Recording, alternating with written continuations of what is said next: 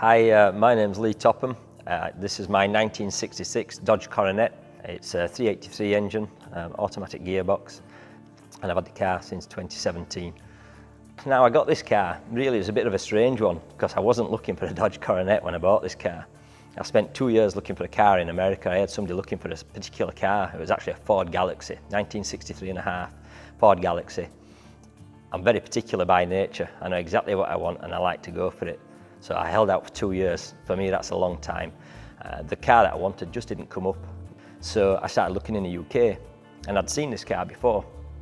I saw it on a website, somewhere like that, 6 months before. And then it popped up again and the photo was slightly different. I noticed the wheels had changed and the wheels just made a massive difference. The original photo, it had some chrome wheels. I just didn't like it. I liked the shape of the car and I just thought, I know changing the wheels is nothing, but suddenly it had these steel wheels on and it just looked right. It wasn't too much of a car, wasn't too little of a car, it just seemed to look right. So I changed from a 63 and a half Galaxy to looking at something closer to home. It was the first car I looked at home, and that was it really. I saw the car, I knew people who knew of the car, and they all spoke well of it. It had a good history in the UK, and that was me really. Like I say, I wasn't out to get a Mopar, which is what they're more commonly known as, but it just fit the bill. The history of this car, in the States, I know very little about it. In the UK, I believe it's had 2 or 3 owners. It came in around 2000. I've got some photos that go back to 2000. It actually, when it came into the country, it was a dark blue colour. Its original colour is white, so it's been changed back to white in this country. I believe a chap bought it, didn't do much with it for many a year, and it sat on his drive. I think it had a broken windscreen, it was slowly filling with water. It just wasn't being looked after, it was under a tarpaulin. From that, another chap bought it. I think he got it more roadworthy, used it a little bit, used to go down to Billing, to a big American car meet that's down there annually. And he improved the car, but it still wasn't where I wanted it to be in my ownership, and then I took it on from there. But that's the only information I've got on the car really. At some point I would like to look further into its history. The car comes with something called a Certi card. So in 1966, they started bringing out a little, it almost looks like a debit card, and on it it's got Dymo tape. This is still present. It's quite rare to find a Certi card on a lot of cars because it's lost. But it's under the engine bay, it's in a little plastic holder, and it's the original aluminium Certi card for the car, and it's got the original owner's name. I'd love to think that he's still about. Whether he is or he isn't, I don't know. The car came from San Francisco, so there's the original dealership name on there, the original buyer, and then all the car specs which check out. You know, the car was white, it has the right engine, it has the right gearbox. So I believe the car is pretty much as it was, albeit it's had a change of colour back again, and it's probably had countless stories that I don't know about. If it could tell us, it'd know a lot more than I do. But yeah, that's about the limited history that I have on it. The first plan, like most things that I buy, is to take it to 1,000,000 pieces. And everybody says, what are you doing? You've got a car that works perfectly well. But I see so many things that I would say that the mass majority of people, even enthusiasts, don't see. It's just something within me. I like things to just be right. So it's a bit overwhelming when I first get a car because I see so many things. I have to see it all, make a mental note, sometimes a written note, and then I start looking at it and prioritising. You know, I could see issues with the bodywork, and as much as that's the first thing you see, wasn't really a priority for me unless it was structural, which was nothing like that. It's a good solid car, there's just a few bits of wear and tear. Mechanically, that's my field, so that's a bit that doesn't daunt me. And it's got to be reliable. You know, it's no good having a car out on the road, looking the business, and then the next thing you're waiting for the recovery service. Aesthetically, the car looked just how I wanted it. There's a few blemishes, but again, the car's 50-odd year old. I didn't want a show car. I've had a show car before, and it takes a lot of keeping up to, and it can be a bit of a burden really, because you don't get the same level of enjoyment. This car, I can get the 3 children in the back, the dogs go in, wife's in, we've been away on holiday for a week, we can park in Tesco's car park, we can go to these places and not worry about it, which we've done. We've been to Scarborough for a week and just taken this. That's been the only car. And it's a nice feeling just to get out and enjoy it and be relaxed in the car, not watching what everybody's doing on the road. It's obviously some degree of that due to the size and what it is. But yeah, for the most part, that's what I started out, the mechanical, and then it grows, because once you start stripping it down, giving it a really good look over, you see lots of things, and things that just don't really need doing, but if you're of that mind, it's going to get done. But for the most part, I don't want to change anything about the car. I just want to give it another 50 years at least. which is a bit odd because I can't imagine I'll still be driving in 50 years, but you never know. Yeah, I guess the jobs that I've done on this car, it'd be easier to sort of think back in the order that I've done them. There's so many things quite easy to forget what I have done. The main focus when I first got the car was the first holiday. A lot of weight in the car, going down some of the Yorkshire hills. It quickly became apparent the car wasn't one for wanting to stop. It was on its original drum brakes, and a car that weighs the best part of 2 tonne, it's about 1.7, 1.8 or 1,800 kilograms. It was quite scary. I wouldn't tell the occupants, so my wife will know now, she didn't then, but yeah, we went down some hills and I had no brakes because brake fade was just, it was horrendous. The efficiency of the brakes with all the weight on board and the tyre as well, you know, these things needed updating. Rather than just renew the brakes, I actually replaced them for original items but from the 70s, so disc brake conversion was the first job that was done on it. So we've gone to a power disc brake system that's set up for the car. From there, the lighting was inadequate, so I do like to use it no matter what the weather. If I wasn't videoing now, this is the evening where I'd be out in it. You know, we're into October, dark night. It was like having 2 candles at the front of the car, so we've got halogen headlights all through relays and the rest. That then opened up looking at the rest of the wiring to see that that was all way past its best and quite frankly dangerous as much as it worked. So that then became a priority over other jobs that I had to do, which then led to a full rewire. And that wasn't just the bits that you could see. I took out the whole loom from front to back. There's not one wire on the car that's standard. Very expensive to replace. I'm not a man of a wallet that just keeps going. I've limited funds, so I tend to do what I can where I can. And because I can do most things, that's the avenue I go. So I had a genuine wiring diagram, and I cut out the bits that are prone to being the Achilles heel in the Mopar wiring, and improved them areas, added in the bits that I wanted, like USB sockets, all discreet, hidden out the way, but just make the car more usable. So the wiring now, it's not something I ever think about when I'm driving. You know, there's more fuses in the system, there's relays on the heavy loads, the ammeter's gone, which is a big weak point on one of these cars, because it goes through a small pin on the bulkhead. That's been done. That was a full winter's work really, a few hours every Tuesday evening. And then while you're doing the wiring, you're prodding and poking and you see other things, you know. So I could see the steering box was leaking a little bit. Well, actually it was leaking quite a lot, but it was a top it up and keep it going. So I knew it wasn't the immediate priority, just keep an eye on the level. So that's been one of the more recent jobs. So we've done the power steering box this winter, or the winter gone, sorry. The headers, it would have had cast iron manifolds on originally. They were long time ago replaced by some long tube headers, but they were mild steel. They'd rotted out in the centre to a point where I couldn't weld them or just do a repair on them to keep it going. So it was just time for replacement. So the headers have been changed for ceramic coated headers. While I was there, then the engine looked quite dirty because it had some nice shiny headers on it. So the engine needed painting. So in the process of changing the headers, we had a broken header stud. These things happen. It's a simple, it's going to be a 2-hour job, and it turns into a 2-month job, which is exactly what happened. Quite a few of the exhaust studs broke off in the cylinder head. Much easier to take it off, take it home. I've got a workshop down here where I work on the car, but most of my tools and equipment's at home. So that meant cylinder heads off, which meant looking in the bars, and then you start looking at other things, and it leads to another. So the top end of the engine basically has had a full overhaul. Everything's been painted. Now back to the factory colour. Somebody had changed colours over the years on the engine, albeit it's all original. It wasn't to the original standard. So there's been quite a lot of paintwork, detailing. The steering column came out to make the header change easier, which led to the starter motor being changed while it was out, because that's an easier job to do. And while the exhaust were off, I could get to the transmission. So I put a reprogramming kit in the transmission, which makes the shift changes much cleaner and more efficient. It's not for racing really, you know, it's albeit the changes that I've made to the gearbox are more performance orientated. I've no intention of drag racing a car or anything like that. It just makes it a better, it irons out a few of the glitches that were there from the factory. So that's been done. Even things like the indicator units, they had twin filament bulbs. I've drilled and put my own sockets in, repowder coated the back lenses because all the chrome had dropped off. Lots of work like that. It's all time consuming, the details take so long to do, but it's the people who know cars pick up on that straight away.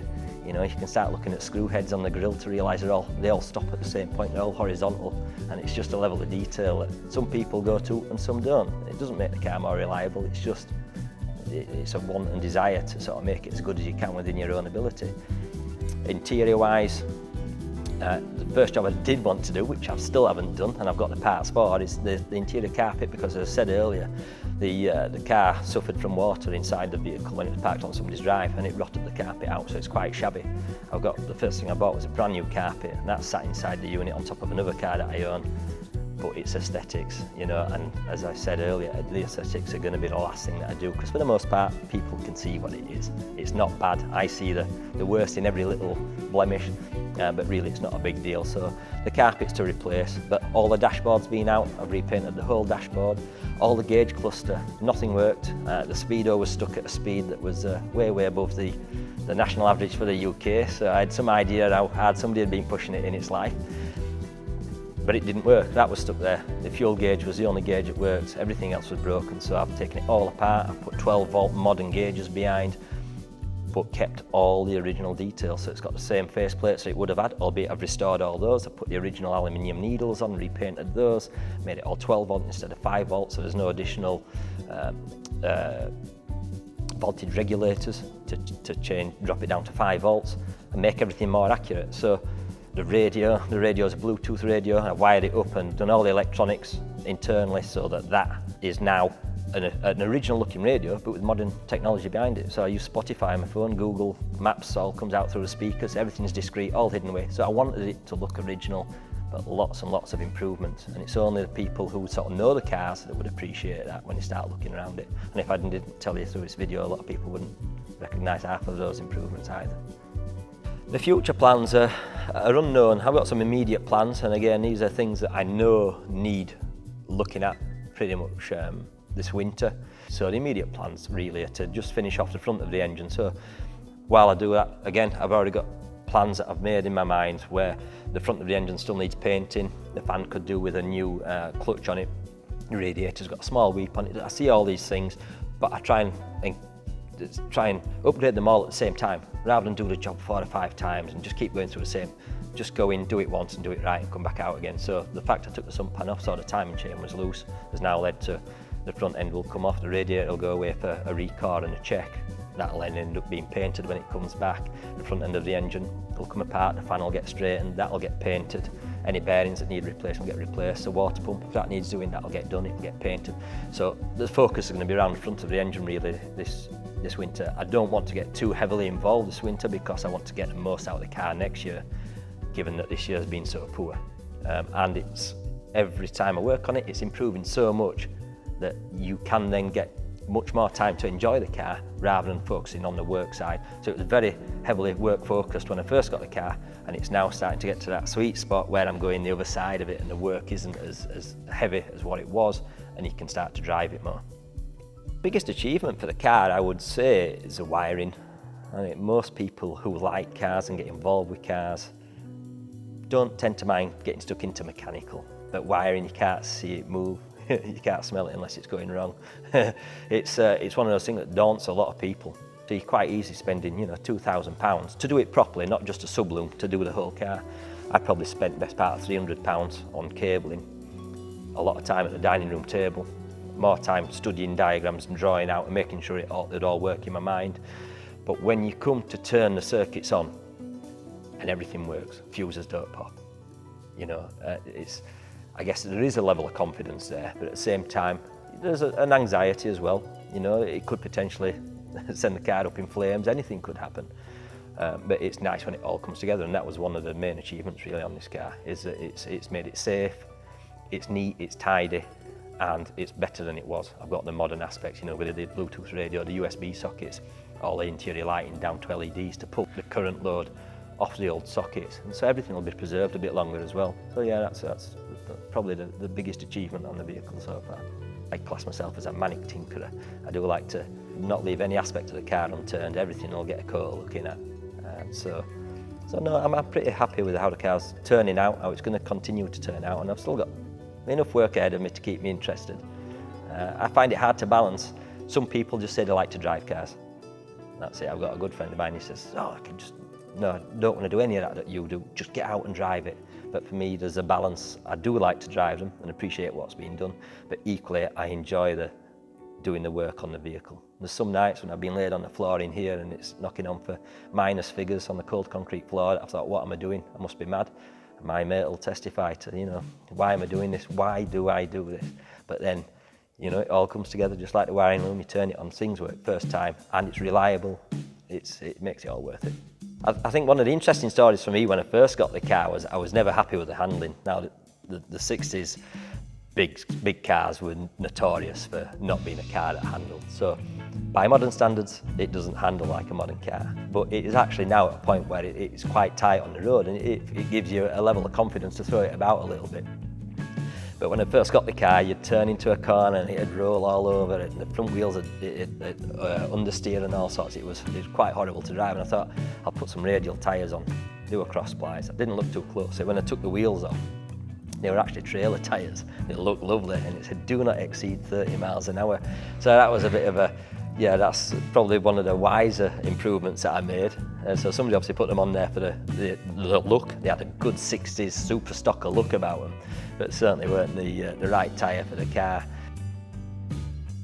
The speedo was stuck at just shy of 140 miles an hour, so that needed looking at. Now, the speedo parts are really rare, really hard to get hold of.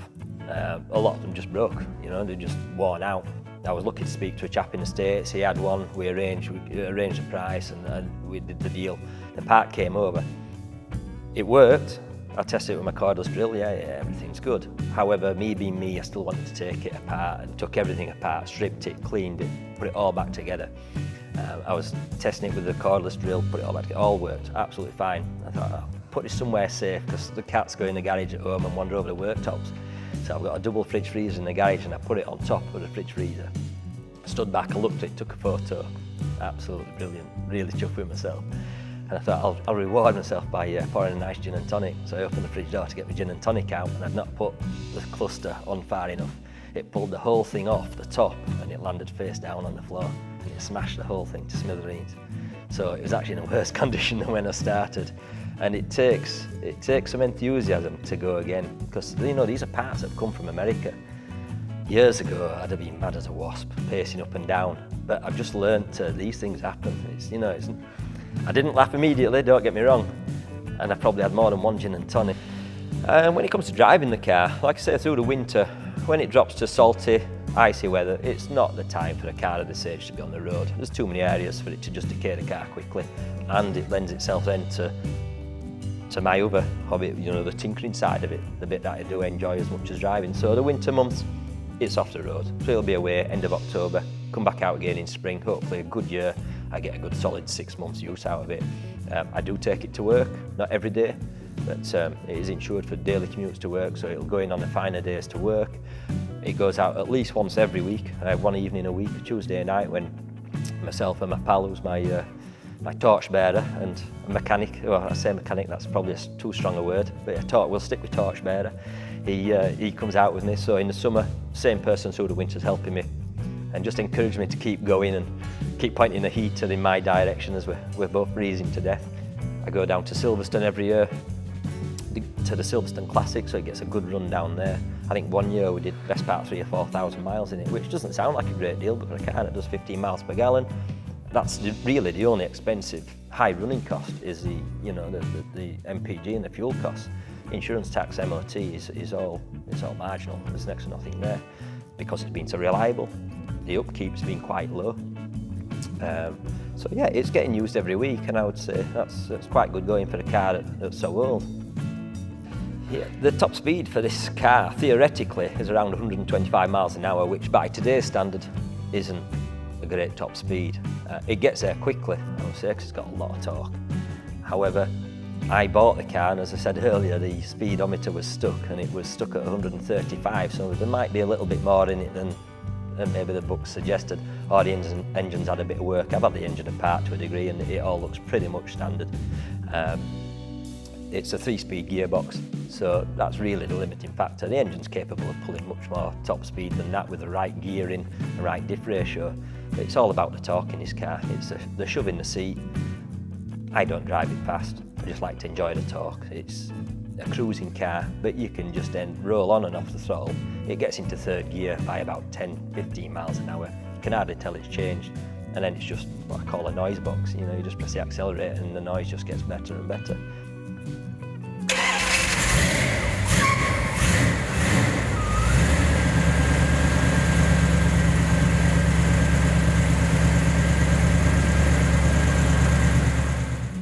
The parts, Mopars in general, are known as the more expensive of the American cars to upkeep, and that's certainly the case. Having had, you know, quite a few cars in the past, and I can identify that the bits for this car are a premium over what I bought for other vehicles. Plus, you've got the added cost of bringing things in from America.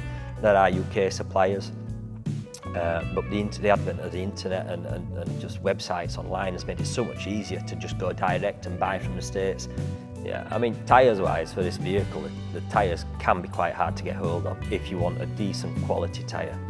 There's lots of people putting tyres on, a lot end up putting 4x4 tyres on. The less chunky looking tyres, but they're the ones that have got the big sidewalls in the typical sizes that you see on a lot of these 60s cars. Now, having owned I actually built a Cobra 10, 15 years ago, 15-inch wheels, the same size as this, and I put some tyres on that car that I was really impressed with, and they had that classic look, but they also had a modern performance, but at a premium. But you hear a lot of people say, you know, you spend thousands on other aspects of your car and then you go and put some £50 tyres on. It's the wrong place to be saving money. So I've got on the front of this, I've got some, they're actually racing tyres but road legal. They're Avon CR6ZZs, they run probably about £300 a tyre. I bought these as part ones. They only come with 6mm tread, they don't even come with a full 8mm tread like you get on a modern tyre. But they've got the right look, they've got the right performance, and they just suit the car and they ride well. And I know people say, you know, it's like driving a big waterbed or whatever else, but if the car's set up right, no, this car handles really well. The tyres all add to that, they're part of that suspension package. God, there's so much, you know, it's like you said, you remember so much after, and I think I've had all the wings off and everything's been epoxy resined underneath, it's all been phosphoric acid coated as all the steel work, all been re-seam sealed. Nobody sees all this. The thing with this car so far is there's been a lot of man hours put into it and very little of it is seen to anybody. Even the last person who owned the car, I met him a number of weeks ago at some drag race that I went to up at York, and he saw the car and he said, "Oh, the car that I sold you still looks well, it looks how I sold it to you." And I thought, God, you've no idea how much work's gone into it, you know. He did appreciate it when I opened the bonnet and started pointing things out. But that's what I'm saying to the untrained eye. There's so much gone into this car to make it what it is. All the splash guards are back under the wheel arches, they were missing. So if you used it in the wet, which I want to use the car, I do use it in the wet, it was filling the footwells up because it was coming past the door seals. The door seals were all corroded, they were all dropping in bits. So all the door seals, all the window seals, all the window brush seals, they're replaced. The door's now shut and clunk shut, stay shut. When you pop them open, they pop open. There's so many things that it's easy to forget what we've done and what you do to your own cars. But yeah, there's been a lot of things, and unfortunately not much that you see. But eventually the paintwork and what you see and the blemishes I see that people don't, it will be completed soon enough.